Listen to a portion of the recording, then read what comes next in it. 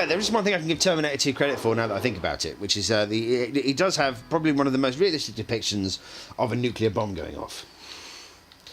Oh, what, in the dream sequence? Yes. And yet it's not even supposed to be real. Because most films get that horribly wrong. What, where people... What do you mean? Well, just nuclear bombs in general. Well, that's your aim, dude. Talk away. What did they get wrong about the nuclear bombs? Well, since you've been researching it and stuff, so. Well, I mean, I know for certain video games are particularly bad. Yes, they are. Yes. They're either, nuclear weapons in video games are either underpowered, and I don't. Underpowered sounds terrible, but sort of. And they avoid like the fact that actually there's about 3 stages to a nuclear bomb. You've got heat, then blast, then radiation. Right.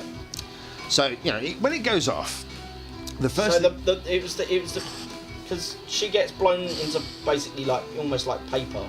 Yes, that's the way she describes it. Yeah. So the heat's the first bit. Yep. Okay. Then you get the blast. So the heat comes first. Yeah. Then a few seconds later you get the blast wave. What does the blast wave do? Well, the blast wave basically wipes out. Most of the damage comes from the blast wave. That's the thing that levels buildings. So she turns to blackness because of the heat, and yes. then you see her get blown apart afterwards, don't you? Yes. She burns first. She burns up, and then there's a blast that completely moves everything away. Yeah. Which is the blast. Yeah. I mean, radiation. I mean, clearly, you're not going to worry too much about radiation at that point because you're already dead. Yeah. Would it hurt? What? Being that close to a nuclear explosion. Because obviously she seemed to be in quite a lot of pain, but I just wonder how quickly you would vaporise. Would you actually feel that much pain, or would it be like an instant of searing pain and gone? It depends on how close you were. Right. I mean, if you are very, very close to the epicenter, sort of like within a few bits, then I think it's fairly likely to say actually you probably wouldn't feel very much. Okay. Because there wouldn't be very much of you within a couple of within a millisecond. You'd just be sort of. Vaporised. You would literally be literally be turned to vapor. So it'd be like basically just being turned off. Yes. Would be all your brain would have because. Okay. That is, if you are lucky. If you're unlucky, you're probably going to get. You're probably going to get some severe, probably 3rd-degree burns.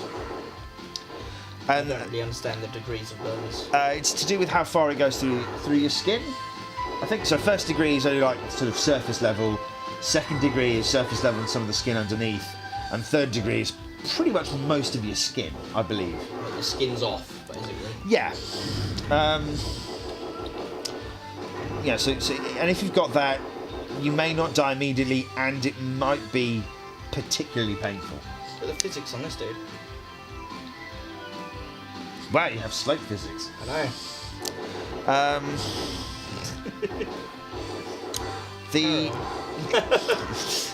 But I mean, the blast is the bit that will kill the most people. Because if you're sheltered, you don't get hit by the heat wave. But it will quite happily just completely flatten the house that you live in on top of you. Right. Fucker. Knocked me off the edge. Pardon me if I'm wrong, but that death sounds an awful lot like one of the deaths from not Call of Duty, from Cannon Fodder. In fact, all of these guys sound like the deaths from Cannon Fodder. Could be. Now that I think about it, because that was published by Virgin as well, wasn't it? Yes, it was. Yes, you're right. Cannon Fodder was British, and this is not. Just shoot this hippie.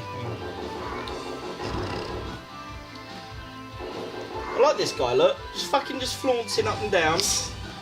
I'm on the roof. And then I shoot him in the back. He throws knives at you if you don't kill him, so he's got to die. I'm certain that is the Cannon Fodder. I think you might be right, actually.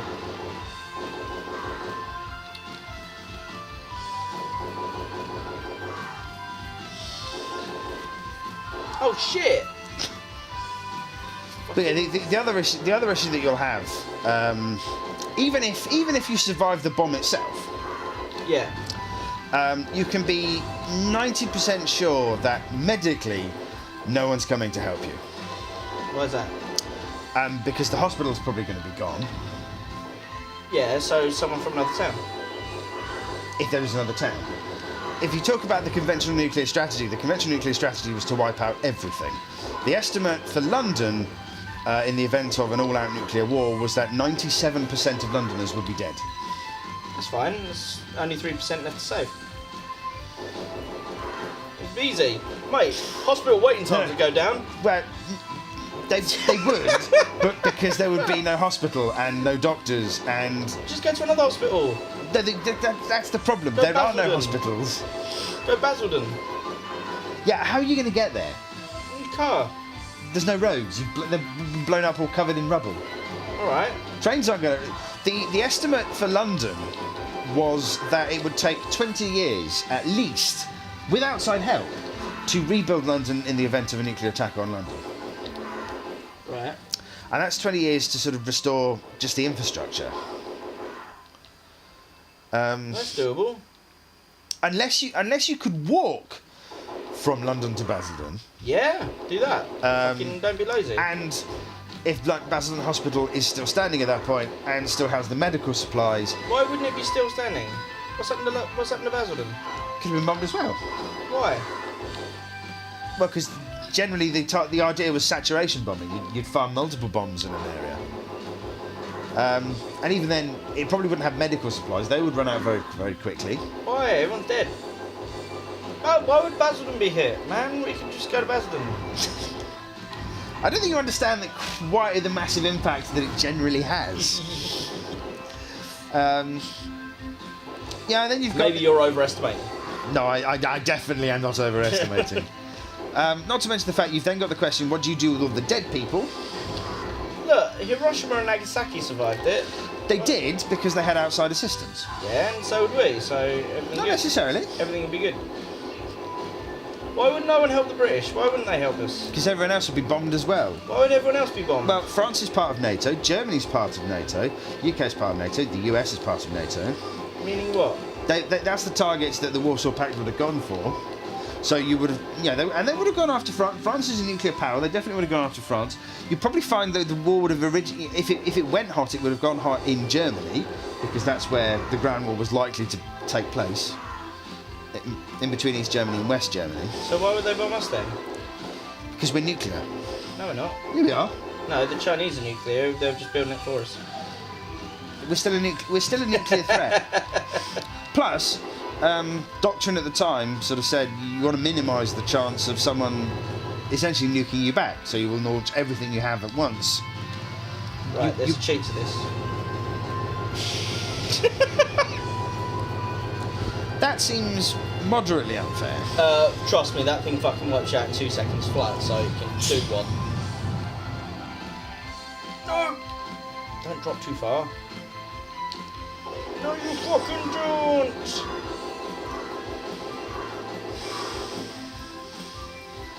So yeah, it has one of the most realistic depictions then, based on that. Yes.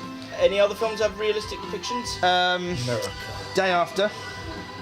Day After what? Well, there was the Day After, which is an American thing, which was the film also that led Ronald Reagan to reconsider nuclear. His nuclear policy and nuclear disarmament. It also has John Lithgow in it. Ooh. Then of course you've got there's two. Actually, no, there's three three films that are all British, all very depressing and all very accurate. You've got Threads, which was the one that the BBC did in I think 1984. Right. Which deals with a nuclear attack on Sheffield. Sheffield. And Wow, mate, that's where we're going. yeah, Is what I always get up to. That wipes out. And of course, not only does that just do the attack in the immediate aftermath, but it also does. It also follows it 5 years afterwards. Then you've got When the Wind Blows, which is based off the graphic novel by Raymond Briggs, the guy who did The Snowman. Slightly more depressing than The Snowman. He loves fucking upsetting shit, doesn't he? He does, yeah. In this case, it follows like an elderly couple who live in the country. And they don't know the bomb's gone off. No, they know the bomb's gone off. They're there for the warning. It's gonna be quiet around here, isn't it? They survive the bomb, but in the end die of radiation poisoning. Okay. And then the one that got quite a lot of flack in the 60s was the war game. What, the one that the film War Games is based on? No. It was made in, I think, 1961, maybe? Can't remember the exact date. Dude, Virgin Games arcade machine. Ah. Carry on. And filmed in black and white, and was based on experiences not only in Hiroshima and Nagasaki, but within Dresden, a number of other, London as well during the Blitz, and was infamous because the BBC banned it. They wouldn't show it. Oh, I'm dead. Oh dear. It was soon found out later that it was actually it was to a certain extent suppressed by the government. What film was this? The war game. Why was it suppressed by the government? Because they didn't like that. They thought that such a film like this, like that, would actually stop people from thinking that nuclear weapons were a good idea. Well, they're right. It's worth bearing in mind that this is a film that shows policemen shooting people with burns to put them out of their misery. With burns? With right, burns. okay, yeah. I it's thought you meant actually shooting them with a burn. No. I was like, where? The mass cremation of dead bodies, firefighters dying in a firestorm, looters being shot and executed, and a number of things that actually happen, or either happened in the past or were sort of thought to that would happen. So obviously for the 60s, that was a bit too realistic. There was a film like that, though not necessarily about nuclear arms in particular. Oh fuck! But yeah, called, was it 7 Days in May? Don't know if you've heard of that. Sounds familiar, but I can't think of why. Kirk Douglas and Oh, it's Kirk Douglas again. well, Kirk Douglas wasn't actually in the other one you mentioned. You just kept mentioning. Oh, true. Yeah, I'm thinking of Kurt Russell again. Fucking barman. Fuck you. But yeah, basically, Kirk Douglas and what's his name? Oh shit.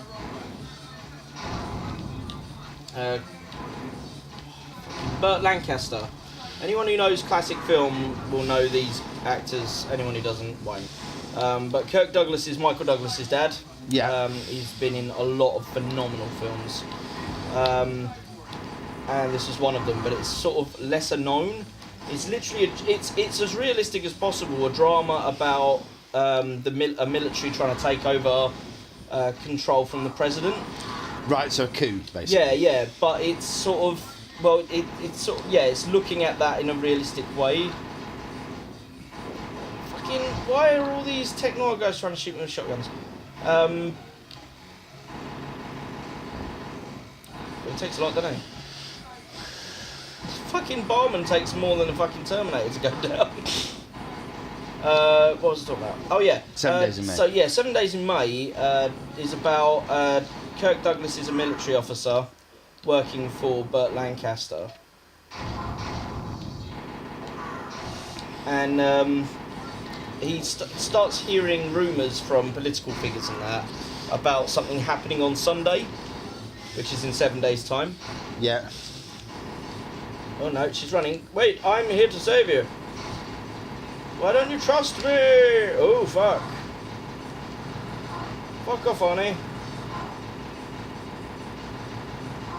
Doesn't seem like you can dodge his bullets in any way. No, you can't.